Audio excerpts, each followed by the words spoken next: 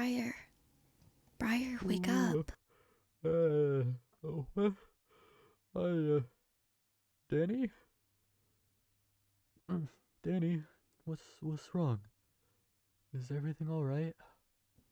Yeah, everything's fine. Don't worry. I'm just having trouble sleeping. Is Damien snoring too much? I could talk to Arbiete about earplugs if... No. It's not that. Nothing like that. Just, can you tell me a story? Just until I fall asleep? Yeah, sure. I can do that. Just, let's go back down to the kitchen so you can get in your hammock.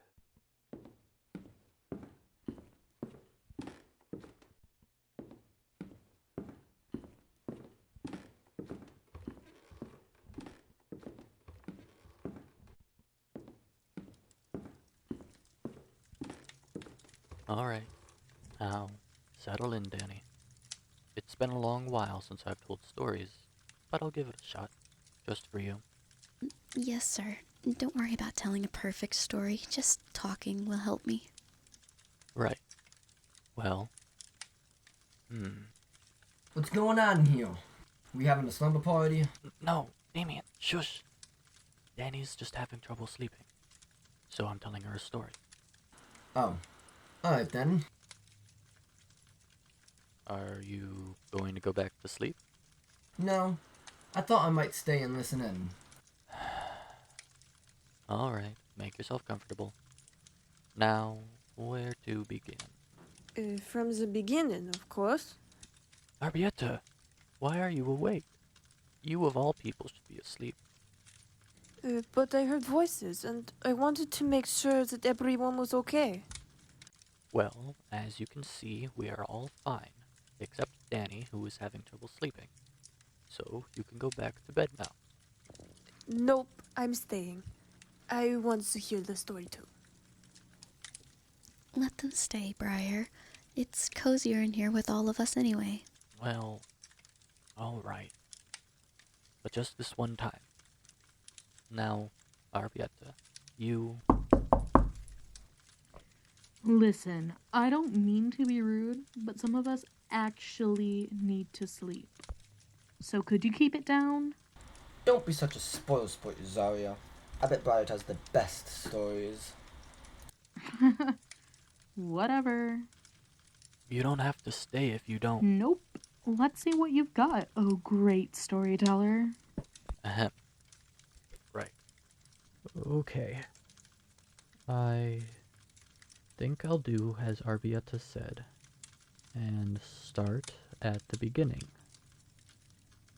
This is a story that has been passed down from generation to generation in my family. You might recognize some of it, although it will probably be different from what you are used to.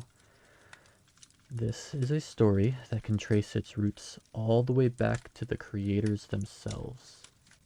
This is the story of Ativesen. Once upon a long time ago, there were 5 siblings who lived among the stars. The eldest, Ula, had a spirit as deep and calm as a moonlit ocean. Her sister, Mnema, had a memory longer and more perfect than that of the oldest trees. The middle child, Keriord, had a heart blazing with bright passion. And the twins, Orym and Kato, alike in looks but different in every other way. Orym with a rock-solid grip on reason and logic, and Kato with a curious and whimsical mind as fast as the wind. The story begins when they left their home and traveled through space to a place where they could create as much as they wished. It was Mnema who saw the place first, a new star, bright, young, and eager for a world to call her own. It was Kato's idea to take the remnants of the star's birth, and used them to forge the planet. Keriord and Orym passed the stardust between them, back and forth, to heat and condense the new world until it was an acceptable size. Then Ula and Kato cooled it down with deep breaths until it was just right. Then Mnema took the new world in her hand and hurled it into orbit around the young star. Once the planet was in motion, the 5 siblings got to work shaping it to their liking and populating it with all manner of flora and fauna. But here, they found they disagreed on how to do it best. They started to bicker amongst themselves more than they were creating. So Ula took it upon herself to flood the entire planet and wash away everything they had made before. She calmed her irate siblings and directed them to create land masses to divide the world amongst themselves. In this way, they would each be able to work in their own manner, without hindering the others. Her brethren soon saw the wisdom of her reasoning, and each created a large continent, pulled from the depths of the sea.